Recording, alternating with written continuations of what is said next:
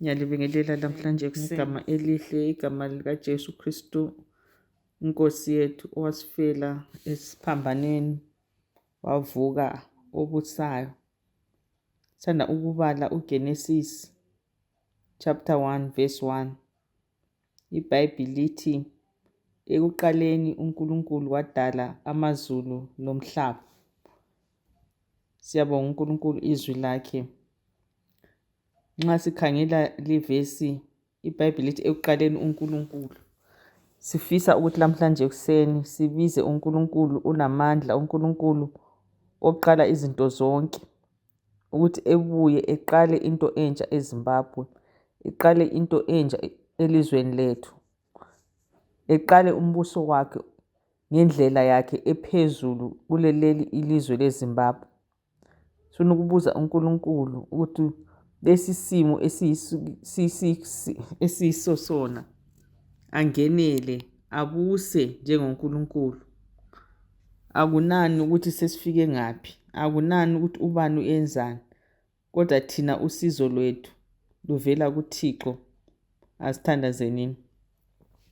Nkosi Jesu, msindisi omkhulu, Nkosi onamandla, siyabuya namhlanje ekuseni sizehlisa Nkosi yamakhosi njengabantu bakho, sizehlisa Nkulunkulu wami njengelizwe lakho leZimbabwe. Sibuya Nkulunkulu sithi ekuqaleni uNkulunkulu wadala amazulu lomhlaba, ekuqaleni uNkulunkulu wadala iZimbabwe. Namhlanje ekuseni sibiza igama lakho elingcwele, sithi ekuqaleni wadala iZimbabwe. Uyayazi Nkosi yami ukuthi fanele ukuthi ibe njani, uyayazi Nkosi yami isimo esiyisiso sona esifisa ukuthi siphume kiso, sifike endaweni Nkosi yami lapho ubusa khona wena. Nkulunkulu, siyakwazi ukuthi kuningi okwenzakalayo elizweni lethu, kodwa namhlanje sithi ekuqaleni uNkulunkulu, ngoba iZimbabwe namhlanje iqala ngawe. Ithi ilizwe leli lingelakho, umbuso ngowakho, lamandla lobukhosi. Sikhuluma igama eliphezulu, igama likaJesu Kristu namhlanje ekuseni. Sithi akuba nento entsha eqalayo eZimbabwe, akube lo mehluko elizweni lethu. Ngenela Nkosi, ngenela Nkulunkulu wami ngegama lakho elingcwele. Ngenela Nkosi yami, Nkosi yamakhosi, siyakunxusa. Qala okutsha elizweni lethu, qala okutsha kombuso wakho. Umbuso wakho unamandla, umbuso wakho ongaphikiswayo. Qala okutsha Nkosi yami ukuguqula izinto ngegama likaJesu.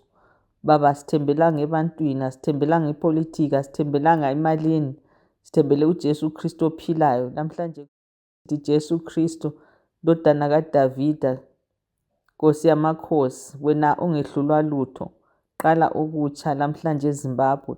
Qala okutsha okuyintando yakho, mayenziwe eZimbabwe, mayenziwe empilweni zethu, mayenziwe ebantwini bethu, mayenziwe Nkosi yami kuzo zonke indawo ngegama likaJesu. Baba, namhlanje siyafaka intando yethu phansi, siyayehla Nkosi yami, siyancipha. Sithi uNkulunkulu kube ngophakamayo, kube ngosukumayo. Baba, sixolele, silensuku, sileminyaka siyenza intando yethu, kodwa namhlanje siyavuma ngemlomo yethu njalo siyavuma ngenhliziyo ukuthi intando yethu ayisebenzi, okusebenzayo intando yakho. Umbuso wakho yiwo kodwa onamandla ongasiguqula Nkosi yamakhosi. Namhlanje qala okutsha empilweni zethu, qala okutsha embusweni weZimbabwe, qala okutsha Nkosi yami okuyintando yakho kuleli lizwe. Siyakuvumela, siyakuvulela amasango, sithi amasango avulekile Nkosi yamakhosi, ngena ubuse eZimbabwe. Akula munye uNkulunkulu lapha eZimbabwe, siyakunxusa wena ophezulu. Sithi iZimbabwe ingeyakho, siyayiletha Nkosi yami, siyayichiya esihlalweni sakho, sithi thatha iZimbabwe uyibuse Nkosi yamakhosi. Akula munye umuntu ongabusa njengawe. Baba, intando yakho yiyo siyidingayo namhlanje. Baba, siyabonga ukuthi wena lapho khona kulokukhanya, kuleqiniso, kulokuphutsha njalo kulokuthuthuka ngegama likaJesu. Baba, siyabonga ukuthi inhliziyo zethu zibuthakathaka, ziyakwazi ukuthi siyizimvu njalo silomalusi omuhle, umalusi osithandayo. Baba, siyavuma ukuthi siyilizwe lezimvu thina, asilizwe lembuzi. Siyilizwe elivumayo ukubuswa ngumalusi ngegama likaJesu.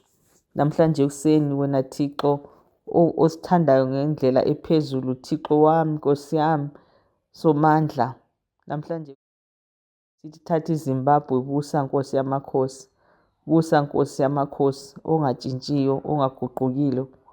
Baba Nkosi yamakhosi, namhlanje ekuseni sibonakalise, sitshengise umusa wakho, sitshengise ubuso bakho njengabantu bakho. Siyakwazi Nkosi yami ukuthi izono zethu ziningi, kodwa siyangena phambi kwakho Nkosi yami, siyabuya phambi kobuso bakho sithi sixolele Jehova, sixolele Nkosi yamakhosi, sixolele Nkosi yami, sigezise ngegazi lakho. Igazi lakho yilo lodwa elingasigezisa, sigezise njengelizwe Nkosi yami, khona uzayenelisa ukuthi wena ungene, wena ongcwele, ubuse ngendlela ephakemeyo. Siyakudinga, siyakuhlonipha ngegama likaJesu Kristu Inkosi yethu. Amen.